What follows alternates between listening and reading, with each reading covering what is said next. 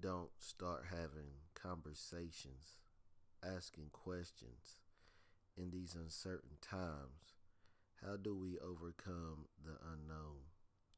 When your moments of today are controlled by your thoughts of tomorrow, when do the problems of yesterday catch up with your someday I'll take time and get around to it life?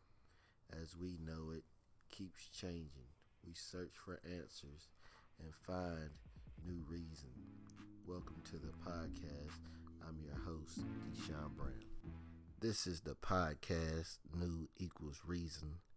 In a world where the unknown keeps us learning daily together, we journey into the new. It equals the reason to have a conversation about it. If we all plant good seeds today, our food for thought for tomorrow will be plentiful for the future. On this episode, I want to talk about the ESPN documentary, The Last Dance. I watched all 10 episodes that were about 52 minutes without commercials long. And I was born in 1984. So I was a very young child when the Bulls made their run.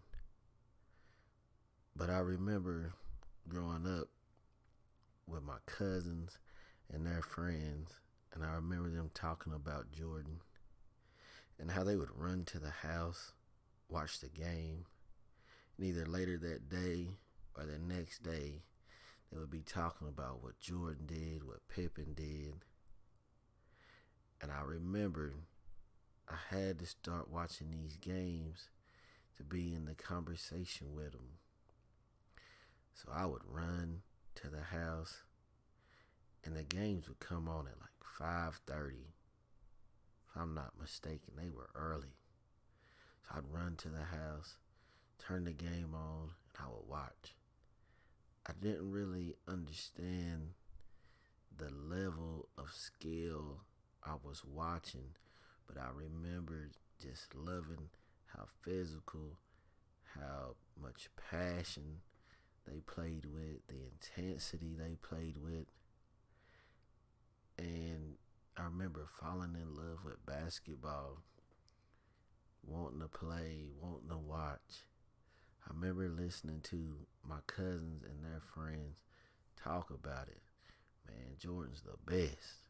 Man, can nobody beat Jordan? I mean, you gotta understand, he's the greatest player ever.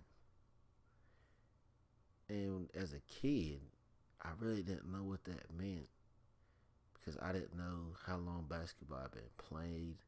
I didn't know how many teams had won championships prior. I just knew what they were saying, and I would watch it for years on end. I remember being a big Scottie Pippen fan. I just loved how he played defense. And I always wondered why whenever you said Jordan, you never said Pippen. I just felt like those two had to go hand in hand. And ESPN did a really good job on the documentary. I'm a big fan of their 30 for 30. Great documentary series. Every last one I've seen. You got the Bad Boys Pistons. They were big in the Jordan Last Dance series. Their 30 for 30 is great. You got the Jordan playing baseball 30 for 30. It's really good when he retired. I wish they would have talked about, that documentary series that, could have led people to look at more ESPN documentary series. You had the Magic with Shaq and Penny, 30 for 30. It's really good, and it kind of ties in. And now that I think about it, a lot of it ties together to The Last Dance with the basketball, because Reggie Miller, he was on there for a couple of them. He had his own 30 for 30. when Jordan retired and he played the Knicks those 2 years before Jordan came back. That's a really good one. I just watched that again today. I remember watching the Knicks, Indiana, Supersonics. I've watched quite a bit of the Bulls growing up, and you always notice the chemistry Jordan and Pippen had, the teamwork. Because basketball, even though the mega stars get all the attention, it really is a team sport because you can have really great players 1 through 5 and win a championship versus a team that has maybe one great player and very minimum role players.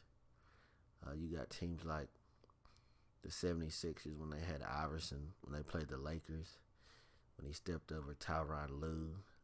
That's a good example. A couple of those LeBron teams when he played Golden State. Those are good examples. When he was in Cleveland, played the San Antonio Spurs. So you got good stats and film and understanding of how basketball is a team sport, and how, looking back now that I'm in my 30s, looking back on those Bulls teams when I was a younger child and seeing the difference between how I learned to play and what I was watching when I learned to play, and how it's changed today. Even the stars are different as far as their physical build. Now you got people like Stephen Curry, who would be considered a smaller guy if he'd have played back then. Not really a strong build, more of a finesse shooter. You had cats like Kobe, who mimicked Jordan to the T. And I really wish they would do a documentary series on Kobe changing to be the duplicate, the mirror image of Jordan. Even though he's gone now, rest in peace, Kobe. I think that would be a great documentary series on people talking about how they watched him grow, on how he evolved, how he changed his game. Because he took all Jordan's moves, and I'd almost think he probably could have beat Jordan a couple one-on-one games just by doing Jordan's own moves on him. But the documentary, there's a lot left out, but I think it was more a Jordan documentary than it was the Bulls. It just happened to be in the Bulls timeline, because you could tell it was a lot of Jordan perspective. And for the new fans that didn't really watch Jordan play, or didn't, weren't alive at the time, wouldn't understand why there's so much uproar from the old teammates, because to a newer generation, they look soft, look like crybabies. You had Pippen, Jordan talking about him not going into the game or the headache games, and I understand that because, they were tough. The way they played was different. But at the same time, I think people understand that was more of a Jordan documentary series, not a Bulls, when you actually watch it.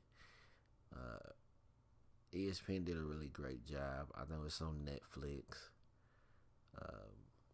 Anybody that really enjoys basketball, I think, would enjoy watching it. But it's just different for people who were born and adults and could remember, these people playing, because it was such different basketball. The way they played, the attention to detail, the game was different. You're talking about Jordan averaging 30-something points when the team only scored in the low 90s, mid 80s. So if you're scoring 30 points out of 90, that means you are really carrying your team. That means there's a lot of good defensive players. Now these cats average 125 like it's nothing. And people are made, you know, they're averaging 29, 30 points. Look at the shots they're taking. Back then, you had 3-point specialists: Steve Kerr, John Paxson, Dan Marley, Chris Mullins. Guys like that.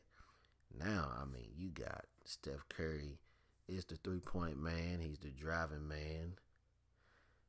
You still got some specialists, defense, and shooters, but overall, today's game, they handle the ball more.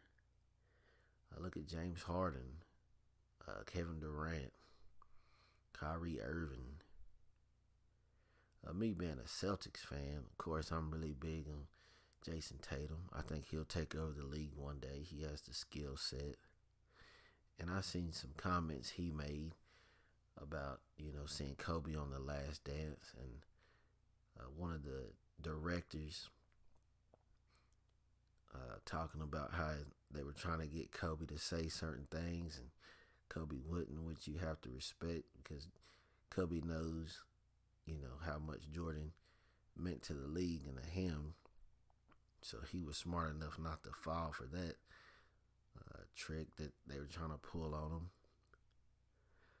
But to see, a all-time great like Michael Jordan do an interview where he's more open to talk about different things, different sight, especially if you enjoyed watching any of those teams play.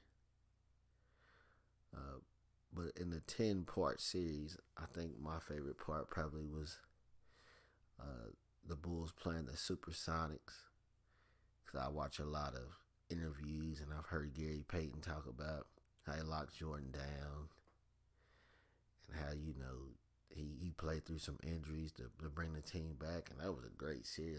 That Supersonic team was Shawn Kemp, Gary Payton. Kemp was one of my favorites. And to see Jordan's reaction after seeing what Gary Payton said, it was just like, that had to be brutal to Gary. Because, Gary, if you've seen any of the interviews, he talks with a passion. He locked Jordan down. And to hear Jordan basically say he wasn't really playing, as if he wanted to win the championship on Father's Day for his dad, that had to be a confidence killer right there. Only great, all-time greats could say something like that and just damage, what you had in your head. The Barkley interview was great, talking about when they played the Suns, the Bulls and the Suns played, and how he doesn't mind losing to an all-time great.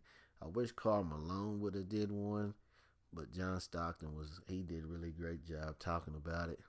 How he wasn't starstruck. It was just the Bulls.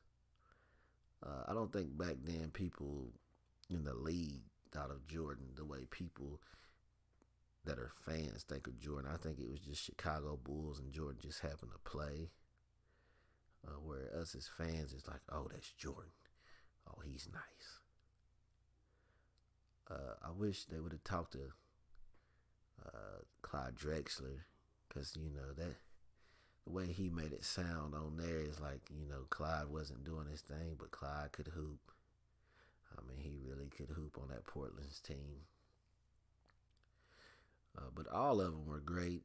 The bad boys, most of the great teams have to overcome some team.